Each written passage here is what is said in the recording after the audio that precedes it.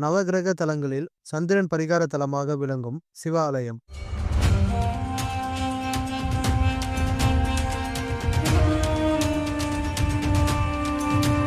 அப்பூதி அடிகளார் அவதார தலமாக விளங்கும் தேவார பாடல் பெற்ற சிவ ஆலயம்.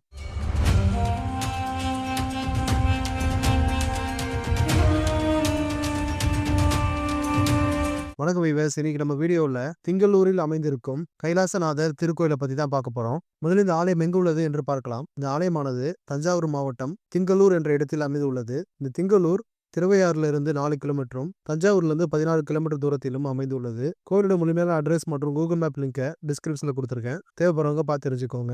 இப்பொழுது இந்த ஆலயத்தோட வரலாறு மற்றும் சிறப்புகளை ஒன்றாக பார்க்கலாம். அதுக்கு முன்னாடி இது போல அற்புதமான ஆலயங்களை பத்தி வீடியோஸ் பார்க்க ரெமாகுல் ரமேஷ் சேனலை மறக்காம சப்ஸ்கிரைப் பண்ணிக்கோங்க. அப்ப நான் போற வீடியோஸ் உங்களுக்கு ரெகுலரா வரும். இந்த ஆலயத்தில் மூலவராக சிவபெருமான் கைலாசநாதர் என்ற பெயரில் அருள் பாலிக்கிறார். அம்மனின் பெயர் பெரிய நாயகி. தல விருசமாக வில்வ மரம் உள்ளது. தீர்த்தத்தின் பெயர் சந்திர புஷ்கரணி. தமிழகத்தில் உள்ள ஆலயங்களில் அன்ன பிரசனத்துக்கு மிகவும் சிறந்த தலமாக இந்த திங்களூர் கைலாசநாதர் திருக்கோயில் விளங்குகிறது. இந்த ஆலயம் சோழர்களால் கட்டப்பட்டது. திருநாவுக்கரசர் தேவாரம் பாடிய பெரியவர். இவரை உலகமே அறியும். ஆனால் மூத்த திருநாவுக்கரசர் இளைய திருநாவுக்கரசர் பற்றி யாருக்காவது தெரியுமா? இவர்களை திங்களூர் கைலாசநாதர் கோயிலுக்கு சென்றால் நம்ம தரிசிக்க முடியும். அப்பூதி அடிகள் என்ற சிவபக்தர் திங்களூரில் வசித்து வந்தார். இவரது மனைவி அருள்மொழி. இவர்களுக்கு 2 குழந்தைகள் உள்ளன. நீங்கள் ஒரு முருக பக்தராக இருந்து உங்களுக்கு குழந்தை பிறந்தால் முருகன், கந்தன், கார்த்திகேயன் என ஏதோ ஒரு பெயரை வைப்பீர்கள். ஆனால் அப்பூதி அடிகள் சிவபக்தராயினும் சிவனின் அடியரான திருநாவுக்கரசரின் பெயரை தன் குழந்தைகளுக்கு வைத்தார். மூத்தவனுக்கு மூத்த திருநாவுக்கரசு, இளையவனுக்கு இளைய திருநாவுக்கரசு என்று தன்னை விட அடியார்களுக்கு தொண்டு செய்வதையே தெய்வம் விரும்பும். மக்கள் சேவையே மகேசன் சேவை என்பதும் இறைவனுக்கு பிடித்த பொன்மொழி. அதையே பின்பற்றி நாவுக்கரசரின் பெயர்களால் கல்விக்கூடம், அன்னதானம், தண்ணீர் பந்தல் ஆகியவை அமைத்தார். மக்கள் சேவையை வலியுறுத்தும் இந்த குடும்பத்தினர் சிலை வடிவில் திங்களூர் கைலாசநாதர் கோவிலில் உள்ளது. வேறு எந்த கோவிலிலும் மூத்த இளைய திருநாவுக்கரசர்களை காண முடியாது.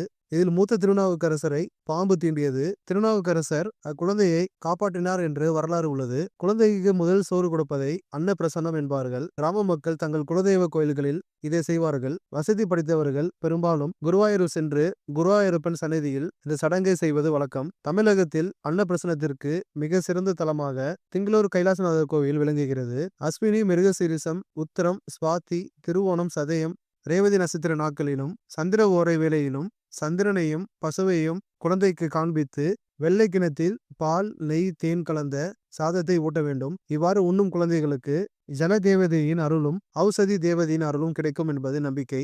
ஜலதேவதையின் அருளால் குழந்தைக்கு ஜலதோஷம், காய்ச்சல் உள்ளிட்ட நோய்கள் என்றும் வராது. அப்படியே வந்தாலும் ஔஷதி தேவதையின் அருளால் அது உடனே நீங்கிவிடும் என்பது நம்பிக்கை. இந்த ஆலயம் சந்திரன் பரிகாரம் தலமாக விளங்குகிறது.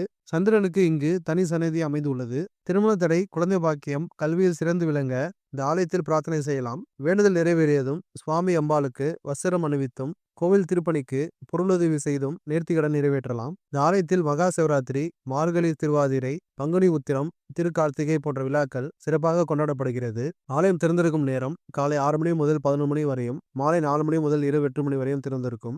சந்திரன் பரிகார தலமாக விளங்கும் இந்த திங்களூர் கைலாசநாதர் கோயிலை நீங்களும் வாய்ப்பு கிடைக்கும் போது நேரில் சென்று தரிசனம் செய்யுங்கள். மீண்டும் இது போல அற்புதமான ஆலயத்தில் சந்திக்கலாம். தொடர்ந்து இது போல ஆலயங்களை பத்தி வீடியோஸ் பார்க்க ரெமாகுல் ரமேஷ் சேனலை மறக்காம சப்ஸ்கிரைப் பண்ணிக்கோங்க. அப்பதான் போற வீடியோஸ் உங்களுக்கு ரெகுலரா வரும். ஓம் நம சிவாய. நன்றி, வணக்கம்.